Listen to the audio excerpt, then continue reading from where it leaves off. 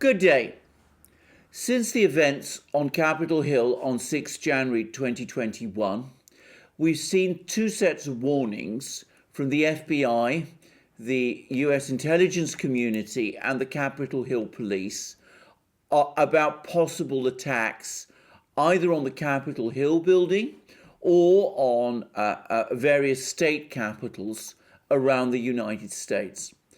The first warning related to alleged or potential attacks on state capitals on Inauguration Day, 20th of January 2021, and the second related to an alleged attack on the Capitol Hill building on 4th March 2021, which was going to be the day of which is the inauguration day, the original inauguration day in the US Constitution. In neither case did any sort of attack take place, and there were no significant protests. Nonetheless, and despite this, thousands of National Guard troops remain in Washington, D.C., and the Federalist, admittedly no friend of the Democrats, is speculating that they will remain there indefinitely for as long as Nancy Pelosi continues to be Speaker of the House of Representatives. Moreover, the Capitol Hill building continues to be fortified and surrounded by fencing, which is apparently rather more intimidating and substantial than some of the photographs appear to suggest. I have to say that I think all these extreme measures are hugely overblown. Briefly, I don't think there is any sort of danger from the far right, and I think it is a complete misconception to conflate these people with the vast majority of Trump supporters. Trump supporters are largely, indeed overwhelmingly, conservative and patriotic people, the very last sort of people you would expect who would want to overthrow the US government or carry out violent protests against its buildings and its institutions. The evidence suggests that the protests by Trump supporters on 6 January 2021 was overwhelmingly peaceful, and that the number of supporters who actually broke into the Capitol Hill building on that day was only a very small percentage of the people who attended that protest rally. We don't know how small or how great that percentage was, because I've never seen any exact figures released, but I did read somewhere that the number of protesters who actually did manage to break into the Capitol Hill building on 6 January 2021 may have numbered around 800. I'm not saying that figure is correct, but I suspect it is in the correct order of magnitude. Moreover, it seems that those people who did break into the Capitol Hill building on that day, an action which I want to make clear was against the law and which I unequivocally condemn, did not come bearing arms, with the result that no arms were confiscated from them by the security forces who were tasked with protecting and eventually clearing the building.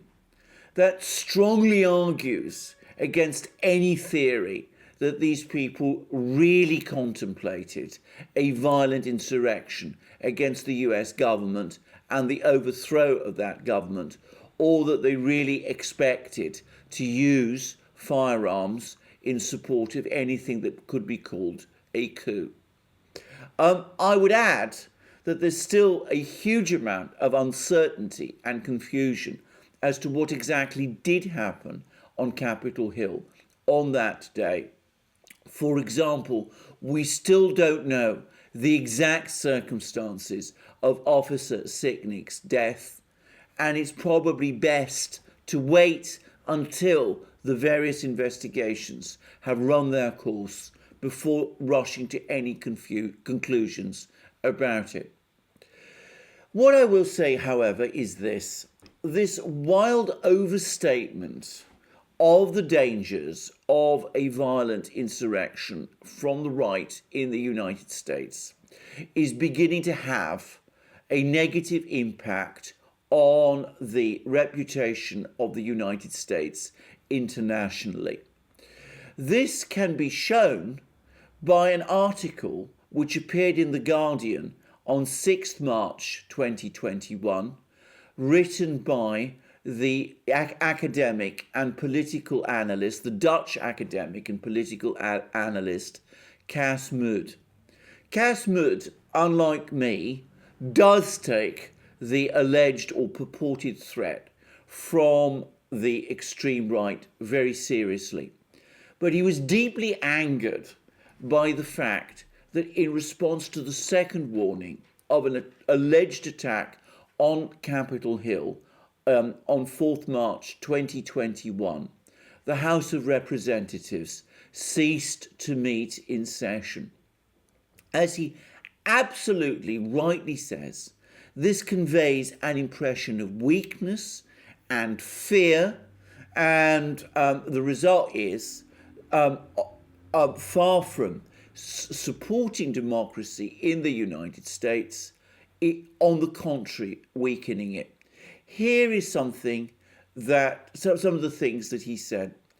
I am sure Democratic members of Congress are more afraid of the far-right mob than their Republican counterparts. But even if this overreaction was not a cynical political move to highlight the threat of the far right, it was a disastrous decision for US democracy. It makes the state look very weak. The great German social scientist Max Weber defined the state on the basis of its monopoly on violence, and the House Democrats just openly questioned this. If the exceptionally privileged and protected members of the House of Representatives do not feel safe, how can regular Americans, in particular targeted minorities, feel safe? It makes the far right in general look very strong. After all, they single-handedly brought the House of Representatives to its knees. Let's be clear. Whilst the key threat comes through electoral and legislative politics, there also remains a significant threat of violence. However, I have seen no credible or convincing evidence of an existential threat to the key institutions of the state. In other words, whilst the threat is serious and has long been ignored and minimized, the vast intelligence, law enforcement, military and security apparatus of the most powerful country in the world should be more than able to deal with it, even without infringing on the rights of its citizens. Whatever their motivations, the capitulation by House Democrats has weakened rather than strengthened US democracy. Well, I'm not sure whether it has actually weakened US democracy, because, as I said, I don't actually believe that this threat really exists. But what it has done is that it has conveyed a disastrous impression around the world of a US government that is now frightened and weak, and which is hiding behind metal barriers and National Guard troops. That is the sort of thing which governments around the world recognize as happening in weak and unstable states where governments are always at risk of being overthrown through violent street protests or through coups. I don't believe that the United States is that sort of country. I think that if the Democrats are indeed playing, as Kaz Mahmood rather suggests, a cynical game, then they need to understand that what they are doing is conveying to the world in general the impression that the United States politically has become far weaker and far less stable than it has historically been. America's adversaries will be taking note of that fact and will be making plans accordingly. The greatest strength of the United States throughout its history has not been the size of its economy, the power of the US armed forces, the range and strength of its intelligence community, great though all those are. It has been the stability of its system of government and of its political institutions. Taking steps that either undermine that or which appear to do so undermines that part of the American system which has up to now always given around the world the greatest impression of US strength.